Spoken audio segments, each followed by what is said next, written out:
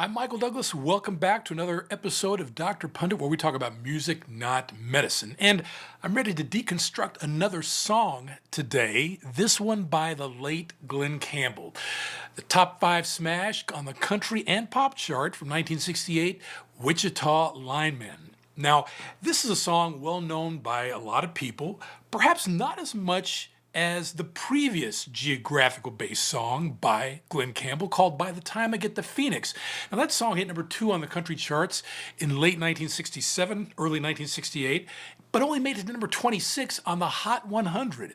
But it's one of the most well known songs of that period, the countrypolitan mid to late 60s, early 1970s period. And it's just amazing. It should have been a number one hit.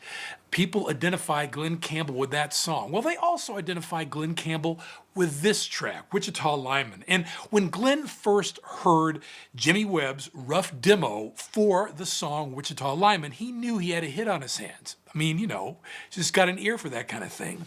The country singer related the song on a geographical level, having spent his childhood in the flat plains of southwestern Arkansas, not dissimilar from the sprawling prairie of central to eastern Kansas that he sings about in his 1968 hit song. Now, while Campbell certainly enjoyed the commercial success that this song afforded, it hit number 3 on the Billboard Hot 100 and number 1 on the country charts, where it spent for 2 weeks back in 1968. It didn't take the musician long to pick up on a rather inaccurate description the general public, or at least a lot of music theorists, had about categorizing his hit song. Was it really country, or is it really more pop? Now, artists and their genres go hand in hand. Now, even if a musician releases a song that doesn't traditionally fit the confines of their associated style, this connection is typically strong enough to lead the public into classifying the song as to whatever genre is closest to an artist. Glen Campbell learned that industry standard in real time after releasing Wichita Lineman in 1968. He said, "It's not really a country song, although a lot of people think of it as such." Now, he said this in a 1969 interview with Melody Maker magazine. He goes on, "Its chord progression is different. It's certainly not a country progression." Indeed, he was right. As the online publication American Songwriter discusses about this song, its arrangement is full of major sevenths and suspended fourths that give the song a dreamy, lush atmosphere that almost seems to mimic the heat shining off the flatlands of rural Kansas. The song never does get home to the tonic chord of the key. The gorgeous musical setting suggests subliminally what the lyrics suggest poetically. The lonely journeyman who remains suspended atop that telephone pole against that desolate prairie landscape, yearning for home. Even those unfamiliar with country music of the late 1960s would be able to pick up on the notable differences between the standard fare of the genre and Glen Campbell's melancholic pop love song. The backing track, performed by the icons of session work, the Wrecking Crew, elevated the song far beyond what was popular among the top country hits of the day. And to classify it as 4 chords and the truth, but that would undersell the chord progression of the song by at least a handful of ear-catching turnarounds. Music theorists would tell you that the chords really don't resolve as the song ends.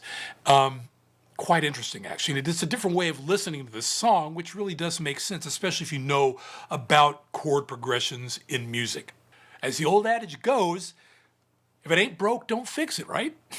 And that was Glen Campbell's modus operandi when looking for a musical follow-up to his 1967 hit By the Time I Get to Phoenix. And the song was a tremendous success for Campbell, of course. Top 5 country pop. It gave him 2 awards at the 10th annual Grammys in 1968. Actually 1969, for 1968.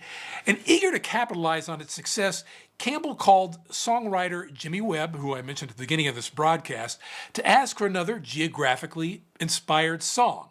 Webb, who was traveling through Oklahoma at the time, was inspired by the lineman he saw working atop telephone poles, speaking into a transmitter, lining the sides of the rural highways. After Wichita Lineman took off, Campbell continued his trend with another of Jimmy Webb's place-based tracks. Galveston was next up for the country star.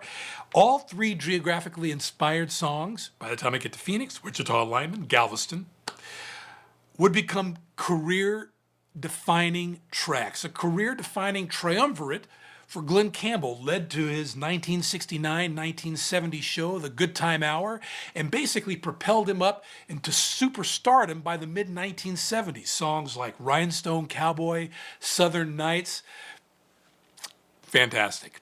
And what this tells me, that if the song is good enough, even a region-specific song can transcend the physical location of that song if the track is good enough. And I think Glen Campbell proved it with all three of these.